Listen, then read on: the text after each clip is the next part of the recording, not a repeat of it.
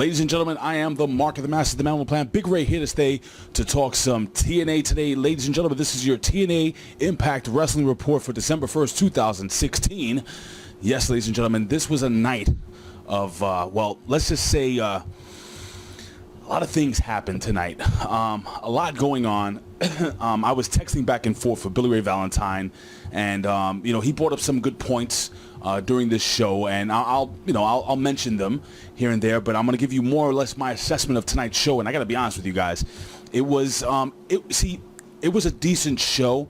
What actually killed me about the show right off the bat, I'm going to be very honest with you, is the crowd. The crowd literally took me out of the show, because if you watch the show verbatim, it was actually a decent show. Everything was kind of coming together very well, but the crowd seemed as if they had taken Ambien, some type of sleeping drug. Maybe they were all drinking liquor. I don't know. I honestly don't know. Now, you can say to me, well, it could be that, they tape these shows back to back to back, so maybe this is like the 8th hour they've watched in a row, and they're pretty much tired of, watching wrestling, which to a true wrestling fan, you never get tired of watching professional wrestling, but apparently the crowd in Florida probably did. But this was actually a decent show, and again, huge payoffs during this show. A lot. Anyway, we're going to jump right into this, and the show basically kicks off, and we have a full recap of, well, the whole broken bizarreness, I guess you would call it. Like the craziness has been happening with Matt Hardy losing his mind and losing his memory and regaining it back last week, because if it was next week, then it wouldn't be this week. And you know what the hell I'm talking about. But basically, Matt Hardy comes back with a vengeance, allegedly tonight. I guess we'll find out at the top of this video. But yeah, man. So we go through the whole thing, and we move to the very top of the show, and we have Aron Rex in the ring. And Aron Rex is the TNA Grand Champion. Now, if you guys listen to me on the WZ, that's WrestleZone Radio, along with my co-host Ben Hameen, the Impact Rebellion, I am not a huge fan of the Grand Championship, but I got to be honest with you guys. I'm going to tell you this from the bottom of my heart. Billy Corgan, where are you, brother? Ever since Billy Corgan has left TNA Impact, and I know they taped a whole bunch of shows, but these are the shows right after Billy Corgan, excuse me, left the company, and for me, I see a little different. So I want to know your opinion, guys. Leave your comments here below at OneWrestling.com, YouTube /OneWrestlingVideo, or hit me up on Twitter at Big Ray Show. Again, you can follow me on Twitter if you'd like. I mean, it's up to you guys. You don't have to. It'd be nice. And before I really start this whole review, I want to remind you guys to please go to www.gofundme.com/Bill Schuyler. Of course, guys, I always have him right over my shoulder, guys. Right over my shoulder. Bill Schuyler is always here, along with my dad. We lost our brother, and guys, again, I always say I have 2,000 Twitter followers. We're trying to raise $5,000. If half of you guys give $5, that would be amazing. I got over 1,000 views last week. If you guys give $2.50 each, if you guys give $3 each, whatever you can afford, and if you can't, just share the link, guys. I'm going to post it right down here below, so please do that. Okay, so Aron Rex is in the ring, and he does an open challenge. I didn't think Moose would come out. I mean, I was kind of surprised by Moose actually coming out, and Aaron's, no, hit Grado's music, which I love Grado's music. It's actually really good. It would have been entertaining. But anyway, Grado does not come out. Moose, in fact, comes out, and Moose answers the challenge. Aron Rex proceeds to utilize the clock, I guess you would say, because, I mean, if he runs out the 3 rounds, he doesn't lose the championship. It's kind of like a count out or disqualification. The champion keeps the title, but Aron Rex goes outside the ring, and he does a little cartwheel, and he's pandering to the crowd, and he's playing the whole heel gimmick really, really, really well. And Moose, out of nowhere, attacks Aron Rex, legally, hits him with the finisher, the discus clothesline, the spinning discus clothesline. I don't even really know what the hell this finisher is called. 1, 2, 3, done. Over. And the crowd wasn't stunned. I think the crowd was either using Ambien again or drinking. I really don't know. Yeah, we have a new Grand Champion out of nowhere. Not like an RKO out of nowhere. If you follow the Impact Rebellion, it's more like a pile driver out of nowhere. Ben Hameen, Ya Allah. Anyone? No? Okay. Doesn't matter. But, yeah, man, I mean, I was really thrown off by that. Is this the burial of Aron Rex in TNA? I mean, seriously. I mean, this guy left the WWE, and I don't know, man. I just didn't see him jobbing to Moose like this. I thought he would hold on to that title a little longer. Man, it really threw me for a freaking loop the way he lost the title, and I know I'm not really describing more or less what I feel other than just disappointment and kind of confusion, and I'm sure you guys were pretty much confused as well. I mean, it's weird, man. It was just weird to see him drop the title the way he did, and then Aron Rex is laying on the floor crying like a child. Why? I don't know. JB comes into the ring and JB goes to interview him, and Aron Rex is like, I just can't. I can't right now. I don't know, man. I don't know about this one. Again, I want to know what you guys think. But anyway, we move on to the second segment. We got the DCC. And they come to the ring, and this again throws me off. They come to the ring, Cowboy James Storm, Eddie Kingston, and Bram, and they cut a promo, okay? But then they're using the creepy voice thing, but we know who you are, so I don't know why they're doing that. Again, a lot of things confuse me. This was an episode of confusion for me. Again, I'm really digging the faction. I hit Billy Ray Valentine up, and he agreed. He really likes the faction. And the DCC, they come out and you know, they start putting themselves over. They're going to take the title, so on and so forth. And Jeff Hardy's music hits, and Jeff Hardy comes to the ring. Now, it's not Jeff Hardy. It's Brother Nero. So now there's a big difference. Jeff Hardy's the man. And Brother Nero is a crazy man. A little crazier with the white eyes and the weird getup. Anyway, it was what it was, man. Jeff Hardy comes to the ring, and he puts over the fact that, you know, hey, you guys are facing the broken ones. You know what I mean? You guys are facing a team that has gone through and won the Great Wall. Anyway, the DCC doesn't want to hear it. Eddie Kingston takes the mic and he's asking, well, where's your brother? Where's your brother Matt? Where is he? Huh? He doesn't do it like that, but more or less, I think you know what it is. And like an antagonist. And all of a sudden, the lights turn out, and Matt Hardy appears in the ring. Now, I thought it would be a huge pop, but again, I mean, when you're taking that Ambien, I mean, it just really calms you down, I guess. And there were children in the crowd. I mean, people should really, like, I'm kidding. TNA was not giving out Ambien. Somebody might have brought it into the arena. That's all I have to say. I'm just throwing it out there. Anyway, Matt Hardy's memory is back. He's even more brokener, I guess, would be a term. It's not a real word in the English language, but anyway. And he calls the DCC. He says the DCC stands. I could do my broken Matt Hardy, but it sounds more like Stewie Griffin. The DCC stands for Deletion Coming Cowards, or whatever. I don't know. Deletion Coming Cowards. I really don't know. But yeah, man. Thought it would be more over. I mean, man, I don't know. We move on. Now, this was a good match. I really enjoyed this match. We have the three-way X Division match for the TNA X Division Championship. We got Braxton Sutter, formerly Pepper Parks, who I love. This guy is awesome. Mandrews, and DJZ, the champ. And this match was good. There was a lot of good fluidity. I can't speak tonight. Good fluidity of the match. You know, a lot of good chain wrestling moving forward. There was a spot where Mandrews takes his skateboard, which I am not a fan of the skateboard gimmick. If you guys know, in WCW, they had something like that with Johnny for the WWE. Johnny Laurinaitis. He used to ride a skateboard down to the ring, and apparently this guy tried to do the same thing. You watch Total Bellas, right?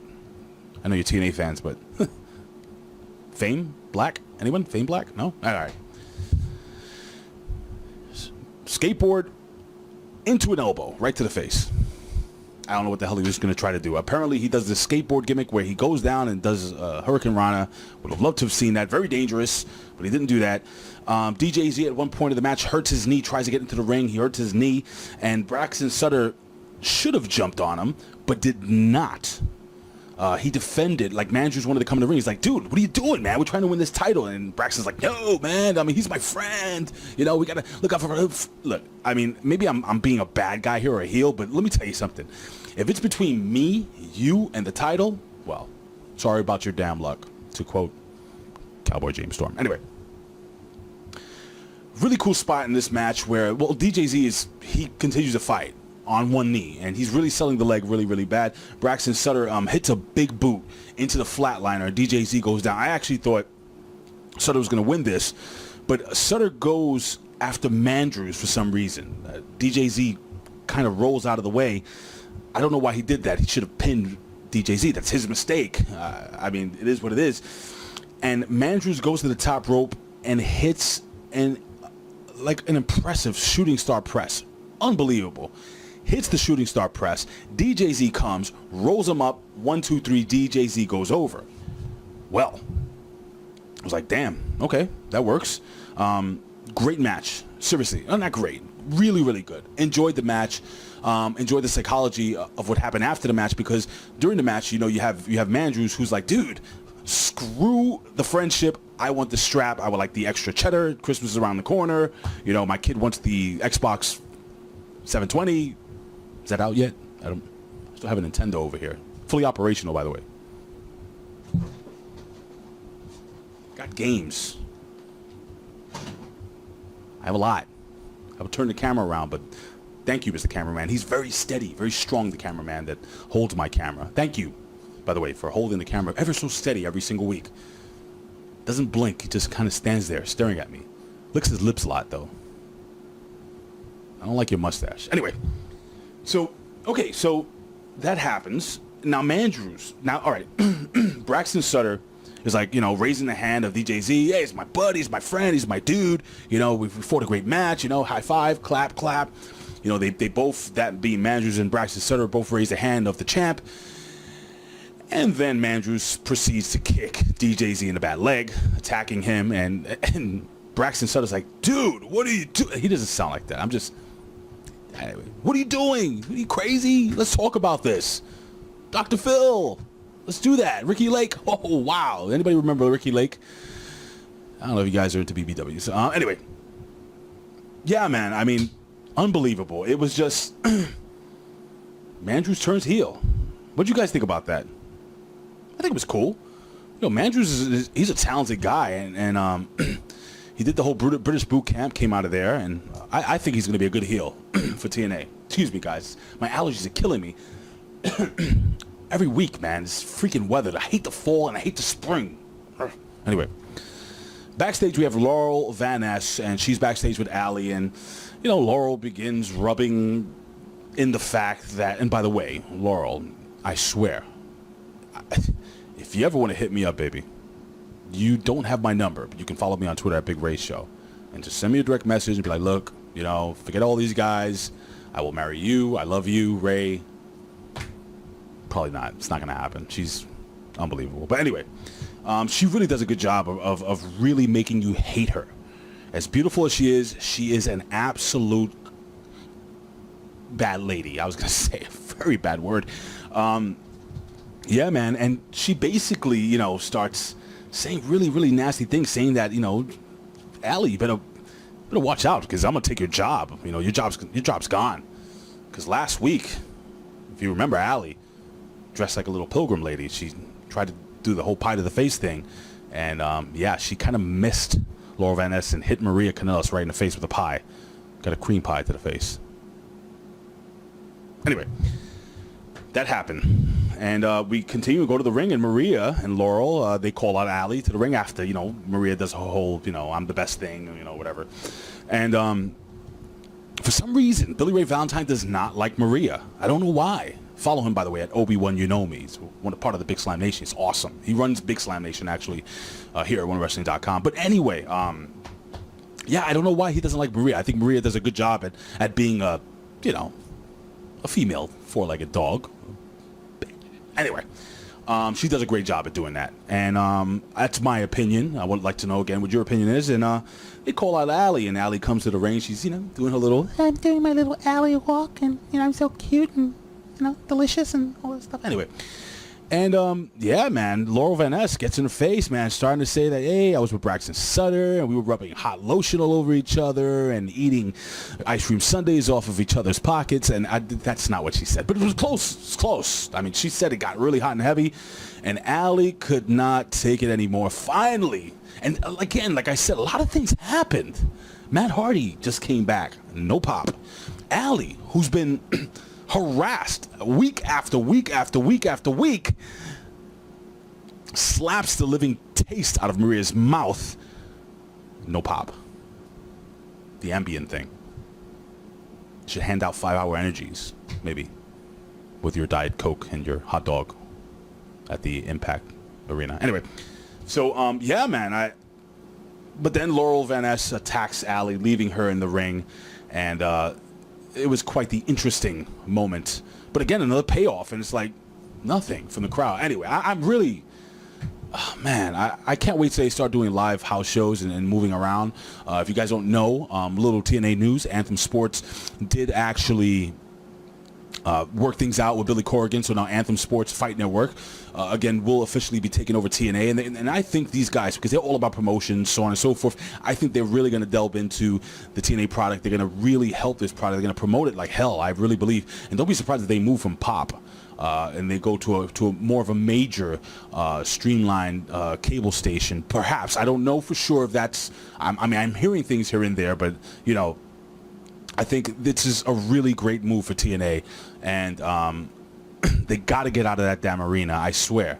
Again, this is my opinion, guys. This is what I feel. I think that crowd just totally kills the product, and I mean, seriously, man. But anyway, we move on. We have the DCC, Eddie Kingston and Bram versus the Broken Brothers, Matt Hardy. Why am I talking like this? Matt Hardy and Brother Nero for the TNA Tag Team titles, and the match starts right off the bat with a brawl, just a huge brawl. The Hardies get the upper hand by most of the match, until of course James Storm comes in and interferes in the match and takes Brother Nero out. Now Matt finally gets the hot tag during this match. Now this was very, very tough match, knockdown, drag out, a lot of quick tags going in and out. But Brother Nero took the brunt of most of the battle here, and finally Matt gets the hot tag, and then we're waiting for the pop. Pop. No pop. Just, yay. Got the one guy there in the front that didn't take the ambient, took a 5-hour energy. Not that I'm promoting that, because I don't get paid by them. But if you want to pay me 5-hour energy, that'd be awesome. Anyway, Matt gets into the ring, and he just starts biting the living hell out of each member of the DCC. I mean, just taking chunks out of their arms. It was just gruesome, but broken Matt Hardy is even brokener. We should write a petition, probably try to get that word into the dictionary. But yeah, man, after basically complete mayhem in the ring, Eddie Kingston is in the ring, and he gets not one, but 2 twists of face. One from Brother Nero and one from broken Matt Hardy. I'm gonna stop doing that, man. It's just too weird. I can't get it over. I'm trying. But anyway, yeah, man, so Eddie Kingston takes the pin. He goes down, 1, 2, 3. But are the DCC, in fact, deleted? I think there will be a great war coming. Even greater than the last great war. The greatest war. I don't know what a word better than great is. I mean, really awesome war. Anyway, that's going to happen, dude. And I know. They're working on it. Kangaroos and spot monkeys and, I mean, tag teams. I mean, allegedly the Rock and Roll Express may be facing the Hardies. I swear to you, this is true. Anyway, we have EC3 meets up with Eli Drake in the back. EC3 says next week he's gonna get his title shot, and Eli Drake, as everything collapses here in my little office here, but it doesn't matter, we're fine. Eli Drake, God, I paid a lot of money for that. That's fine, I'll just work another job and get it. Anyway, I'm not going to tell you what it is. But anyway, Eli Drake, he says, man, you've proved to me that you, in fact, are a world title contender. So listen, man, all you got to do is ask me for a title match. Go ahead, ask me. I mean, when I win, because I have a title shot next week, ask me. Well, if you guys watch the product, you know that Well, Eli Drake, dummy, yeah, he didn't do that this week. None of that stuff, man. I mean, it's done. He can't talk for the rest of the year. Yep, doesn't help him out, so he can't ask for the title. And EC3 walks out and says, well, guess see you never. Cute little tagline there. Hate using that word cute. But it was cute. It's adorable. EC3. Oh, before that, I'm sorry. Before that, Al Snow. Yes, Al Snow. And Mahabali Shira cut a promo backstage, more or less Al Snow. And Bin Hameen, Ya Allah, my friend, you called it right down the middle. Because basically they got the crap beat out of them last week by Barack. And I forgot the other guys. Not Barack. Is it Barack? Anyway. The Tribunal beat the living hell out of them. Barack Obama. They got the living hell out beaten out of them, and they got the strap. Why do I have this just laying in the bed? Visual. Anyway, so yeah, man, they beat the living hell out of them with leather belts. Those are the big leather belts, not this little rinky-dink thing I picked up at Walmart for $9.99.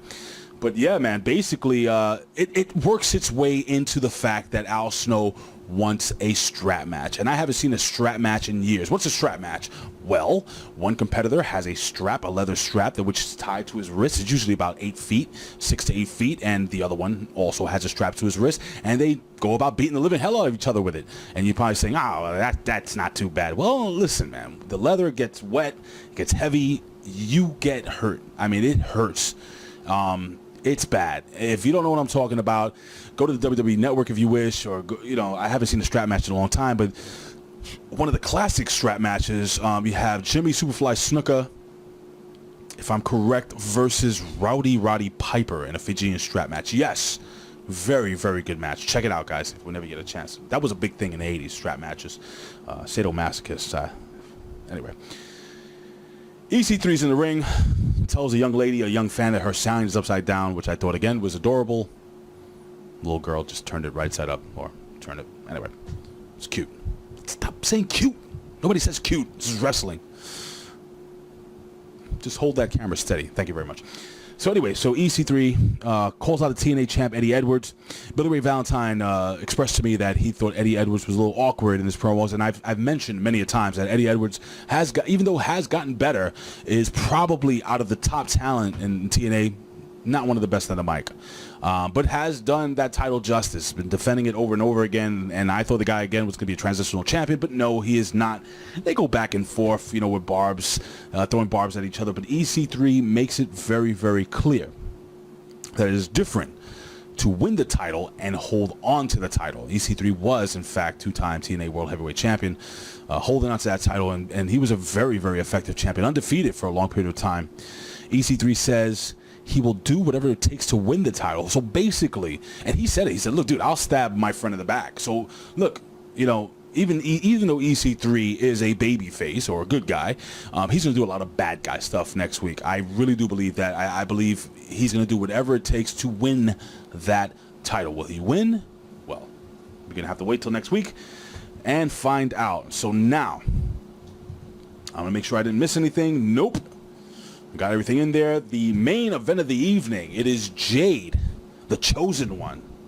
Gail Kim chose Jade to take over because Gail Kim basically, had to give up her title because she was injured, so on and so forth. She was actually at ringside. This is TNA Knockouts World Heavyweight Championship, or World Heavyweight Championship. TNA Knockouts Championship, not heavyweights. I hope none of the women heard me say that, because if you call a woman a heavyweight, more than likely you'll get more than a strap to the back. You'll get 5 fingers to the face. And you might like that. That's your gig, not mine. Anyway, yep, this happens. 6 sides of steel. Again, Jade versus Rosemary. And Rosemary is not as good as Jade in the ring. Clear. I mean, Billy Ray Valentine, again, told me he liked Jade. Thought she was great. She's good. Solid. I like the way they were putting over the whole Muay Thai thing. She throws some great kicks. She's very, very strong. We're going to get into that during this match. Rosemary is a gimmick, but she's also a good wrestler. Don't get me wrong. She's good. She's been doing it for a long time. The match starts off, and Rosemary does what Rosemary should do. make it not a fair fight. She immediately takes, and how could you make a cage match even less fair? But anyway, it happens. Rosemary starts the match getting Jade out of the ring, out of the steel cage, onto the floor where she continues to attack her using various weapons, so on and so forth. And she takes those weapons from outside the ring and she brings the garbage can into the ring. And Rosemary used the 6 sides of steel very, very well. Again, compensating for her wrestling ability. Even though, again, I think she's very, very good. She's nowhere near as good as Jade or Gail Kim. Again, in my humble opinion, I would like to know what you guys think. Please leave your comment here below at onewrestling.com and YouTube /OneWrestling video. Hit me on Twitter if you wish. Again, big ratio. But yeah, man, it was good. It was a very, very good match. I really, really enjoyed the match. There was one point that Rosemary actually set up the garbage can last week. She hit the Van Terminator. If you don't know what that is, it's basically setting up the garbage can onto your opponent. You go from one side of the ring to the other side of the ring, climb the turnbuckle, jump clear across the ring, and hit Mexican-style front drop kick into the garbage can, into the face of your opponent, or arm, or leg, or whatever the hell the garbage can is closest to. But, yo, man, good. She tried to, didn't get it, because while she's climbing the ropes to set that up, well, Jade got up and threw the garbage can right in her face. That happened. Good match again. There was one point where Jade begins to slam Rosemary into the cage back and forth, head first, over and over and over again, and then Jade does something where she picks up Jade a la Ricky Steamboat picking up the Macho Man Randy Savage by the throat in WrestleMania 3, and she carries her around the entire ring, hitting her on every side of the cage. Now, listen to what I'm saying. If you didn't watch the show, you're going to have to watch this. She didn't pick her up, hit her in the cage, drop her down, pick her up. No, she picked her up, slammed her against the cage, walked over to the other side of the cage, hit her again against the cage, walked. I'm sure you understand what I'm getting at. She just continued to beat the living hell out of the girl, and she looked strong as all hell. Man, I mean, and finally, with a sit-out powerbomb after hitting all the sides of the cage, very, very strong. Now, Rosemary's trying to climb to the top of the cage, I guess trying to escape the wrath of Jade, and Jade climbs to the top and knocks Rosemary down. And Jade does something crazy. She climbs to the very, very, very top of the cage, just very top. I don't think there's anything above very. I said very, very. Anyway, and she does this freaking awesome crossbody off the top of the damn cage onto Rosemary. You got to see it. It's one of the best executed flying crossbody attacks off a top of anything I've seen in many, many years. Rosemary took that bump very well, hard, very stiff move off the top of the cage. I mean, she just took the entire weight of Jade onto her body, and it was just really, really good. Very well done. Jade had to recover a little bit. She couldn't just go and pin her right away, and she finally gets the 1, 2, and of course no, not the 3. I thought the match was over. I thought the match was going to be over, but no, she kicks out. That being Rosemary, that whole decayed thing. Maybe she didn't take any Ambien. I'll tell you right now, Rosemary did not take any Ambien. She probably take a whole bunch of other things if you look at her face and her eyes and that creepy stuff, the paint and everything. And anyway, really cool. Jade goes to the top rope, and she's going to hit a 450. Finish off Rosemary. Nope. Didn't happen, guys. What happened was Rosemary, as Jade is on the top rope, sprays her, spits the mist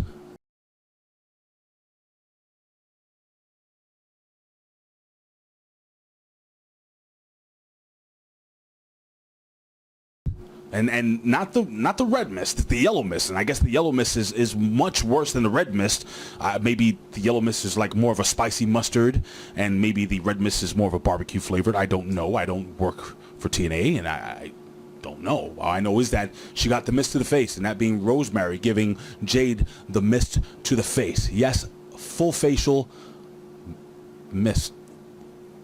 Anyway, so yes, she gets the mist in the face, and she goes down. That being Jade goes down.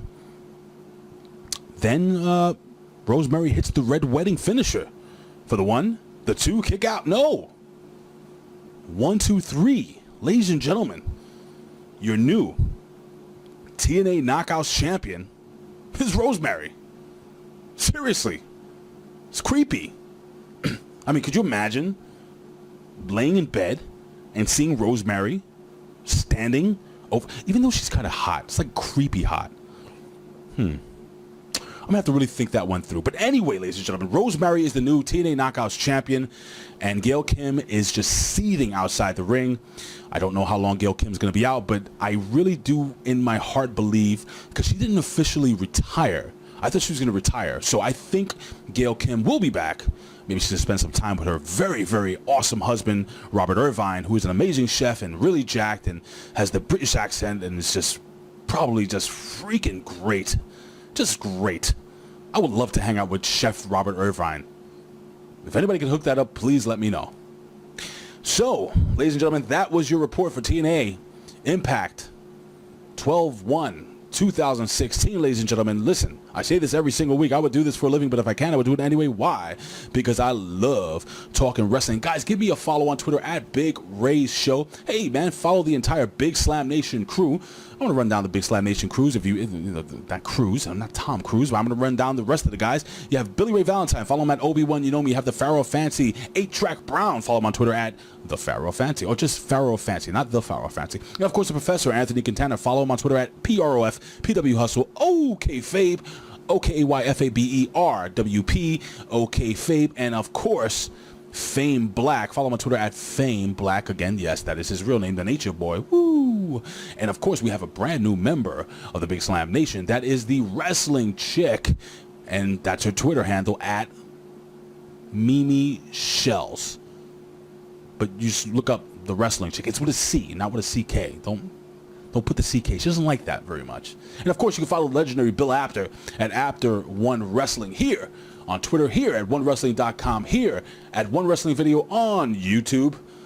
Guys, thank you so much for watching here every single week. I'm sorry, last week I couldn't be here. It was Thanksgiving. I did watch TNA, but the truth of the matter is that I was very intoxicated, very full of turkey and stuffing, and I was just tired.